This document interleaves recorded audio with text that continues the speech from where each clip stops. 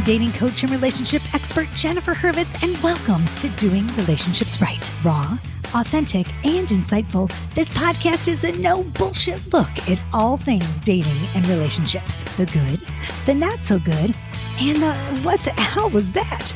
No worries, I've got you, and we'll figure it all out together without taking ourselves too seriously here on Doing Relationships Right.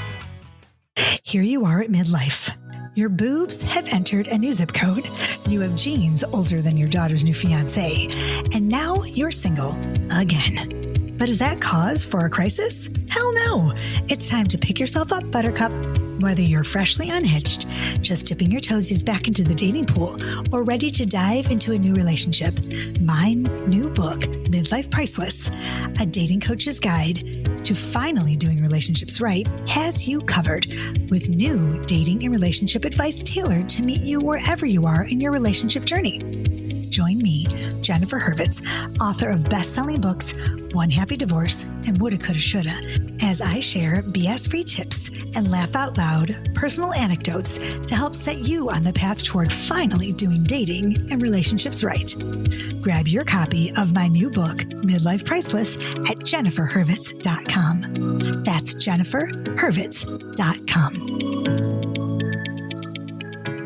Good morning. Good morning. This is Doing Relationships Right. I'm Jennifer Hurvitz. I'm your host, every Tuesday and sometimes when I feel like it on a Friday, but I'm just thrilled to be here today. All things are good in May. May is a good month.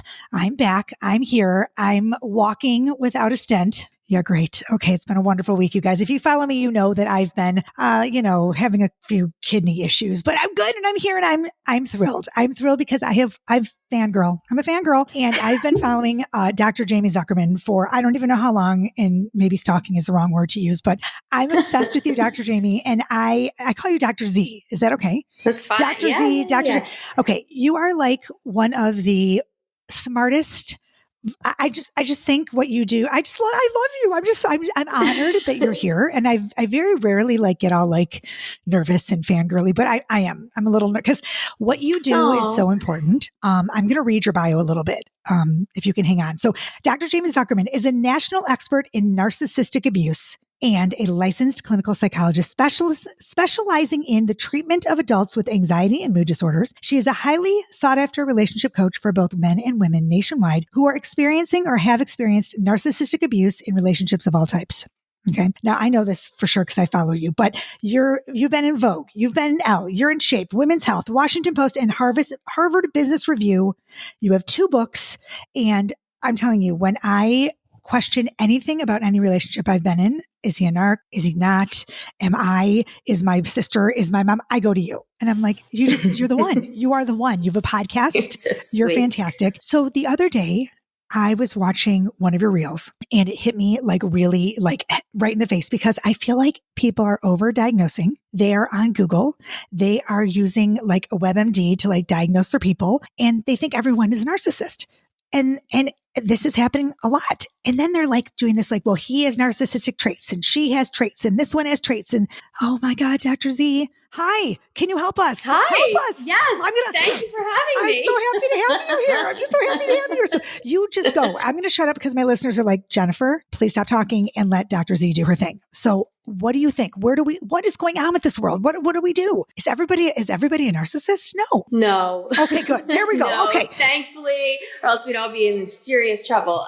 No. So I think what happened, at least from my perspective, was, I've always kind of seen this in my practice, worked with people who are in these types of relationships, and it kind of just grew organically years ago. But I think what happened, one, because social media tends to be a playground for narcissists, which we can get into, but also during the pandemic, when everyone was stuck at home, that's when people couldn't get out. That's when people who were in these situations, their only outlet was social media. And so people were, they were doing it before, but again, just from my standpoint, the stories and the, especially survivor stories were really starting to come out, and people were reading these things saying, oh my God, that's my life. Because when you are dealing with true narcissistic personalities that are in a relationship, it follows a very textbook model.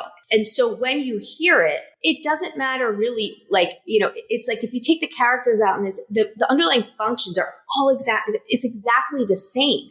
And so people really started to have their questions answered and people started to feel validated. And the biggest thing was they realized they weren't crazy and they weren't alone. I think what tended to happen was, listen, we've all been through really horrible, shitty relationships. We've all been through really difficult breakups. And I think it's easy to pinpoint toxic behavior as narcissistic, right? And that's not the case. There's plenty of toxic relationships where people are exhibiting horrible toxic patterns, even abusive patterns that aren't necessarily narcissistic. And there's a big difference because you actually, from a treatment perspective, you actually go about treating it extremely differently. And so that's the danger, I think, a lot of times when people misdiagnose this or self-diagnose this, is that the treatment is so different and you have to be very careful. That's really interesting to me because I swear, like, I talk to, a lot of my girlfriends, they're like, he's a narcissist. I married a narcissist. I divorced a narcissist. That's just not the case. And I feel like saying, are you sure? And I don't want to hurt their feelings. As a coach, Sure. but I don't want to say, but like you were saying in your reel, like, if you don't mind going into it, but like there are specific things that there's differences and major differences, and people can have the traits, sure, but they come and go, right? Is that what you were going to explain that to us? Yeah, sure. So, we all have, I don't like saying healthy narcissism because I feel like that invalidates people's experiences who don't. So I know some professionals will say it, but I think everybody has traits that look, let's say on the surface, mildly narcissistic, meaning, even if you look at, like we were talking about my toddler before, like if you look at toddlers, right? Or you look at, my 10-year-old, they're so self-focused, right? And so it looks like they're, quote, narcissistic because all they care about is themselves, but it's developmentally age appropriate. You look at people with anxiety. Anyone that has anxiety or depression is very inward focused, self-absorbed in a non-narcissistic, non-malignant, non-manipulative manner. It's just we're very in our own heads and we think everyone's worried about the same things we are, and we think everybody's looking at us when they're not. And so, but that's benign, right? It may impact our functioning, but it's not malicious to anybody else. So, that sometimes can look quote, self-centered or narcissistic when you're doing something that you are a specialist in, right? Like us talking about this right now, we may kind of pluck our narcissistic strings a little bit more or whatever the case may be, but we know and have the ability and empathy to know when to kind of reel it back in. We know when we are overdoing it and need to bring it back. If I'm going to talk to, my neurologist, I'm not going to make it like I know more than them because I don't. And I have that understanding, right? So we all have these traits and they come out at different times when appropriate and when necessary. We have the awareness that we are moving in that direction and we know when to bring it back in. We know that if we're doing something and we hurt somebody in the process, we don't want to hurt somebody else. And maybe on the surface, we have patterns. So let's say people who grow up in a household where they have a narcissistic parent. And I always say narcissistic parents don't necessarily breed narcissistic children, dependent children. It varies dramatically. So let's say you grow up in a household with narcissistic parents, whatever. You may develop patterns of behavior that look narcissistic because we model what we know. And I have a lot of patients that come to me and they're concerned they're narcissistic when in reality, they're modeling these patterns. And when you bring it, and this is the key difference, when you bring those patterns to their attention and you explain the impact these patterns are having on the people that they love, a non-narcissistic response would be like, oh shit, wow, I didn't realize I was doing that. Okay, I want to change this. Even if it takes a really long time and it's brutally uncomfortable and they go back and forth on it, they don't want to be doing that, right? That's the difference. A narcissist, not only will they not care that they have these patterns, they believe that it's the other people's issues if they have a problem with them. That's the difference. And that's why, narcissists, they won't come to therapy. They don't think anything's wrong with them. It's everybody else's fault. And they'll convince you of that. So that's really the kind of like the essential key difference. Which is, it's so funny because I'm listening to you going, that just makes sense, right? A narcissist isn't going to come to the table and say, oh, it's me. They're going to say it's you, or, so that's a really, my son is on the spectrum. And so he's very egocentric, right?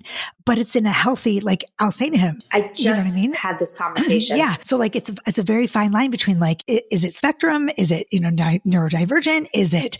Yes. And it's a lot of times, like, he knows, like, he's like, it's my thing, journalism yes. and sports and whatever. Yes. It's his thing. And then like, he knows when it's someone else's thing, he has to turn, it's hard for him. It's difficult, but he's not yes. a narcissist, right? But it's very interesting. I actually had, so autism spectrum disorders are actually, often misdiagnosed as narcissism. Yes, thank you for saying that. I appreciate that. And I just had this conversation with somebody because somebody had commented this on one of my reels, and I was so happy they did it because, again, this is a perfect example. On the surface, the behaviors may look similar: self-focused, inability to understand other people's opinions or whatever, and they may appear to lack empathy, but when you look at the function of their behavior, so not what they're saying and not how they're saying it, but the underlying function or the reason why they're saying what they're saying has nothing to do with deliberate manipulation, deliberate gaslighting, deliberate control. If anything, it's the total opposite. And if you tell them that's what they're conveying, they'll be horrified. They won't want that. Now, they may have difficulty adjusting it, but not because they think they're entitled to that behavior and it's the other person's fault. It's because neurologically, there's something going on. Cognitively, there's something going on.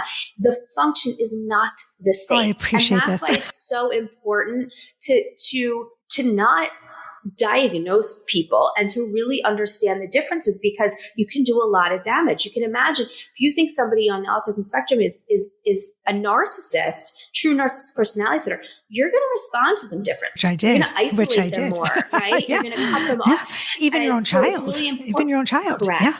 Correct. Absolutely. Because you think to yourself, I did. I mean, Jonah, my son, he's my own. And I thought, oh my God, am I raising? So when he went to therapy and we worked it, like, it's very interesting. I'm so glad you shared that because it is really important, because I always thought, is he just an asshole?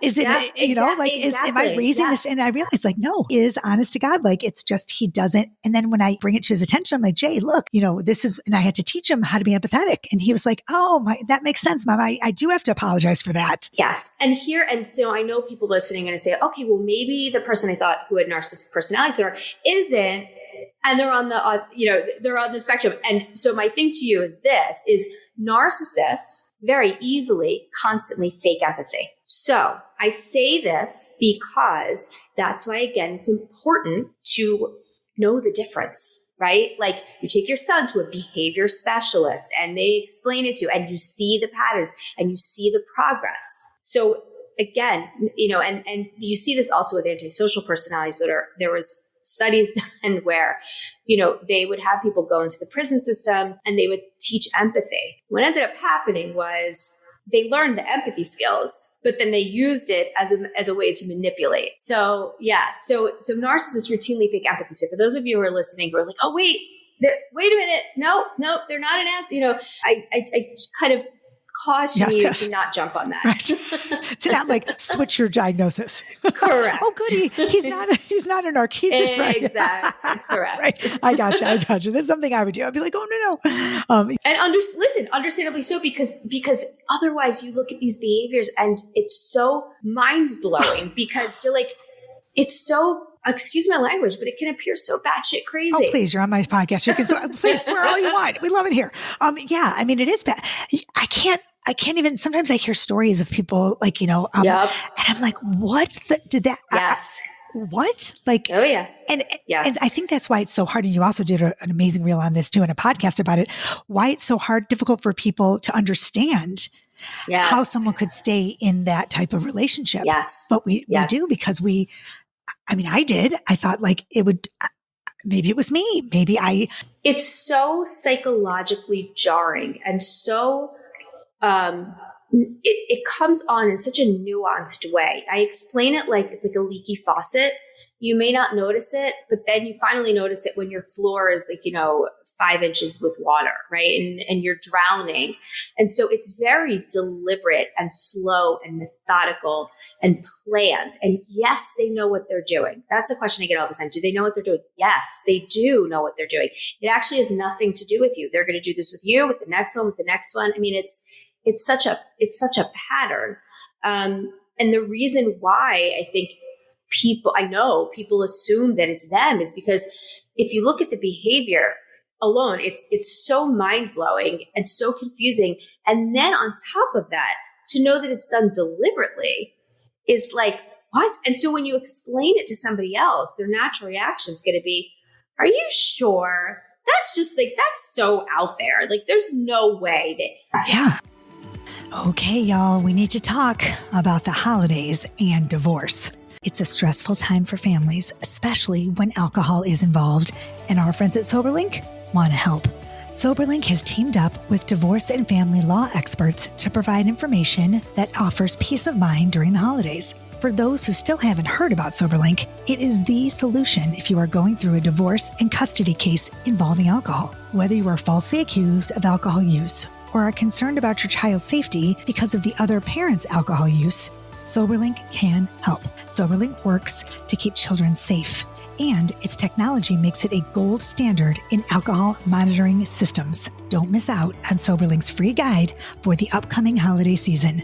Request it today at www.soberlink.com/DRR. That's soberlink.com. And sometimes I sit there and I'm like thinking, I have to stop myself from people that I love that have been in, because I just can't even fathom. And so can you give us, I don't know, some tips or some, not red flag, I guess, whatever you want.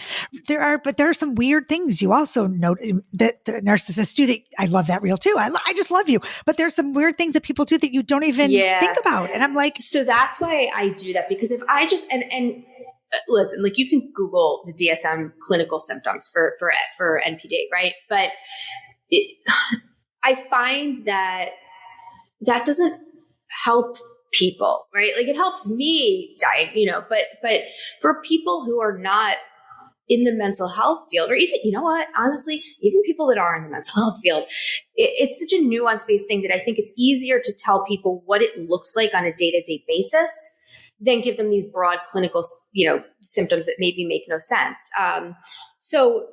And I see this a lot too when people, and understandably so, people may suggest go to couples therapy. You don't go to couples therapy with a narcissist. Period. End of story. Oh, ever. Wow. Say that again. You don't go to couples therapy. You do not go to couples therapy. You get your own therapy. And here's why. And here's a major red flag. When you go to couples therapy with a narcissist, and I understand why you would, but if you're in a therapy session with a narcissist and the therapist does not pick it up, here's what's going to happen. You're going to be re-traumatized because now you're going to think you're even crazier, because if the therapist isn't thinking anything's wrong, then, well, yeah, it is you. 2, you are in no way, shape, or form going to speak your mind because you need to go home with this narcissist. You need to get in the car with the narcissist, which is a whole separate scary issue. And you need to go home, and you're already being abused, definitely emotionally and verbally, if not physically, if not sexually, definitely financially. You're not going to speak up in therapy.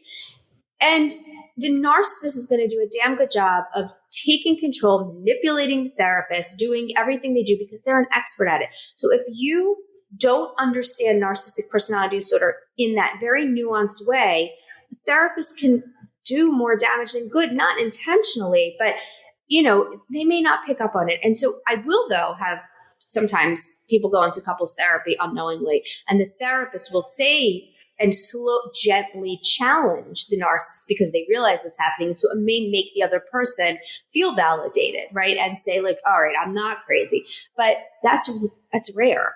So you have to be careful with that. But as far as red flags, and I think this is important because I look at this as preventative medicine, because it's a hell of a lot easier not to get into it than it is to get out of it. So red flags. And here's the thing. When you're with a narcissist in the beginning, right, we all heard of love bombing, but I want to explain what love bombing please. is. I think I know, but maybe I don't. Because listen, it's anybody, me, you, anybody. It doesn't matter how smart you are. It doesn't matter how aware you are.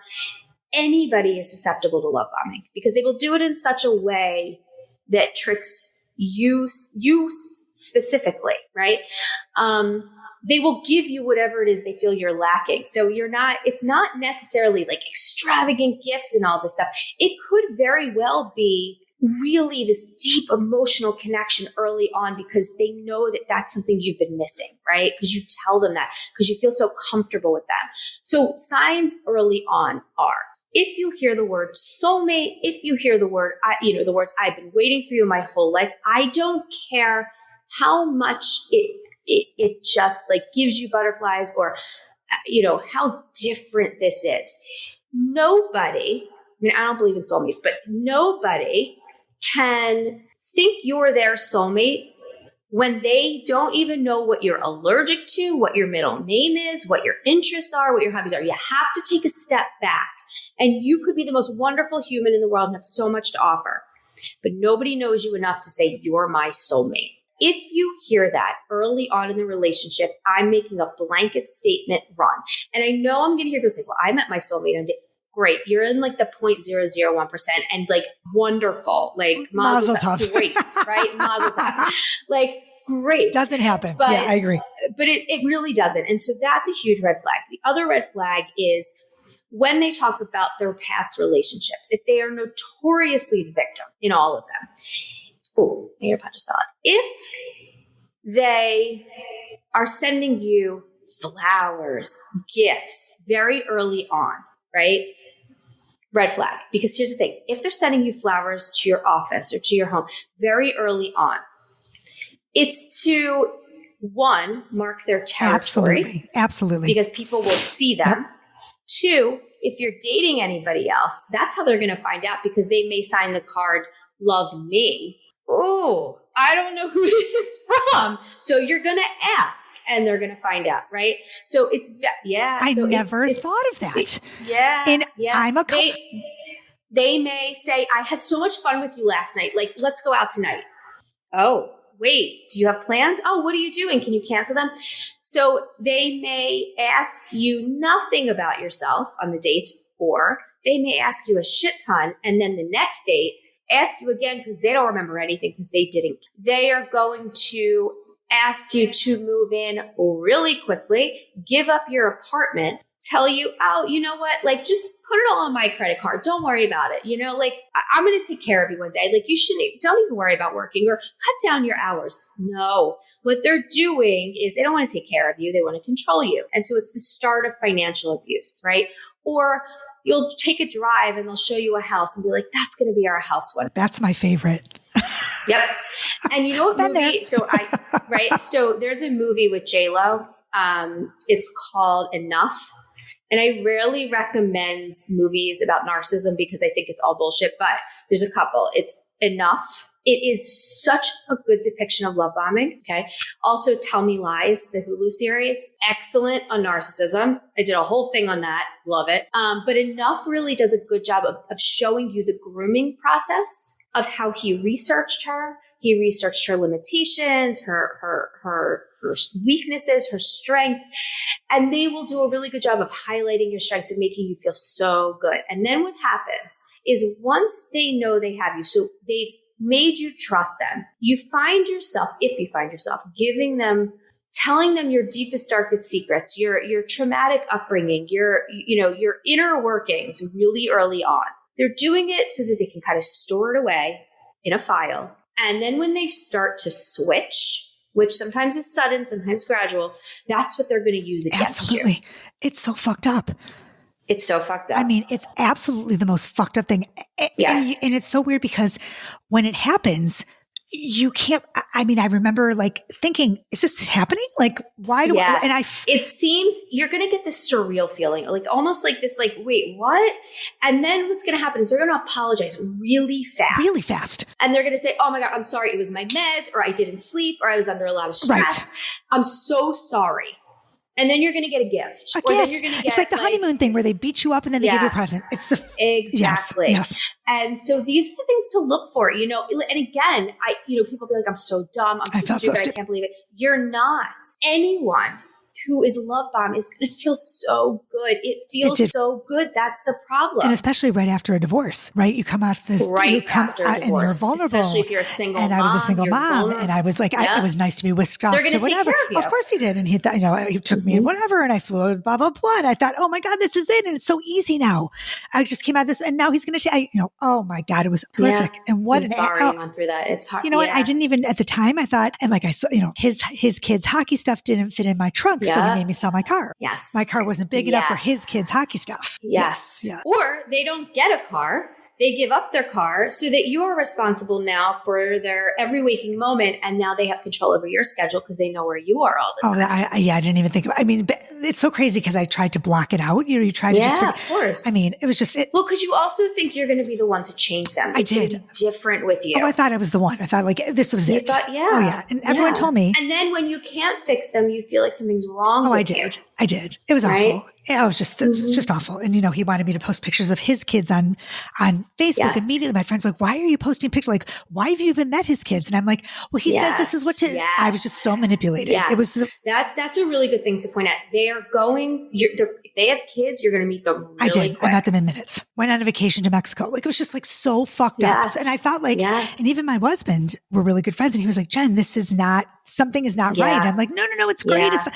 Then I was like, it was like hit with a ton of bricks, and it was just awful. It's just, the feeling is just so even the best people, like I felt like something was wrong with me, Yeah. That's what they do. So when you feel that you can't exist or function without them, which is why when I see people, so I see people at all stages of this, but when I see people who either are slowly getting out or got out, because the post-separation abuse can be worse than the abuse you endure while in it. And people who get out of it, I hear this, it's so upsetting. Like, it really is so upsetting. They'll say, I feel like a shell of my former self. And what's so upsetting about it is these, mostly women, but men too, women can absolutely be narcissists. They will say, they'll say, I was this because narcissists don't go for weak people. They go for people who are independent financially because they're going to take your money. They the more successful, attractive, smart, the more like in the social scene you are, the more you have at risk, the more supply and pleasure they get from knocking you down. Crazy, isn't it? Yes. It's just so you see these women afterwards and everyone's like, oh, well, their self-esteem so low. Well, yeah, but it didn't start out like that. So these women at the end and men will feel like shells of their former selves. I have a dear friend who went through this. So I had a front row seat to all of it. It was horrific. And she said to me once, and it was so like, and I do this for a living, and I still hear things where I'm like, oh God. She said to me, I don't even know what side of the bed I like to sleep on. And I was like, holy shit. Like, that's such a benign thing. You know what? I totally understand. You were, yeah, I totally understand. You don't even know. She didn't know what music do I like. She was fed a narrative. You're going to like this food. You're going to dress like this. She wasn't allowed to wear heels. She wasn't allowed to do that. Right. She wasn't allowed to work. And then, she was an attorney and she wasn't allowed to work because he was jealous. And then after the divorce, made it like she didn't want to work. And it was like, oh my God, man. Like, so you see all these things, but for her to say, I don't know what side of the bed I like to sleep on. I was like, oh, it was like a gut punch. It's like, and one of my patients said to me, I don't even know what flavor ice cream I like. It's like, it's to that extent. It's just, oh gosh, I'm just so glad you're here because I really feel like people, they need you. Like, you're just so like, it's just, I wish everyone could see you. We'll get better. And I always tell people this, it takes a long time. It's traumatic. You will not be the same person you were before. Like, people always say, I want to get back to who I was. You'll get back to a version of who you were, because to think that this doesn't change you, I think really invalidates people's experiences. Like, it does change you. It changes your brain neurologically, right? So you have to kind of have some grace and patience with yourself, because it's a process, but you will get better. You will be healthy. You will pick healthier, but you really need therapy. Like, you can't do it alone. And then also, Dr. Z, do you think that people, women, men, that they're able to, and I know that you're going to say what you're going to say, but we can trust again. We'll be able to trust again. A lot of my I coach my dating coaching, even dating.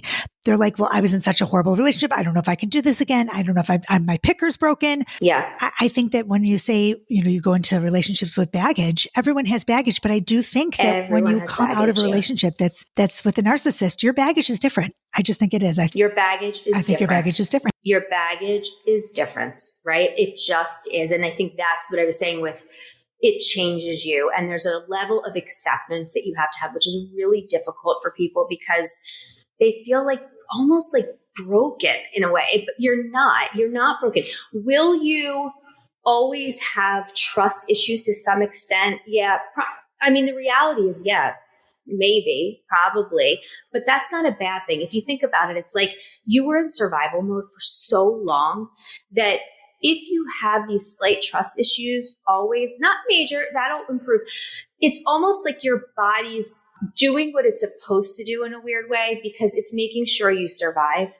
So your fight or flight, like the goal of therapy is to reduce that fight or flight mode, that you're not constantly hyper vigilant so that you're, not getting physically sick all the time and all this stuff. But I think the thing is to know when. It's not so much a trust thing. It's knowing when to be able to trust your own instincts and judgment, which for someone who's been through this is really difficult. And that's what I help people on. You will be able to trust yourself, but you may always have to take a little bit of a pause. And that's okay. That's not such a bad thing. It's a bad thing if it prevents you from getting into healthy relationships. Exactly. So if you'll do me a favor, I want you to come back because I want to talk about co-parenting with a narcissist.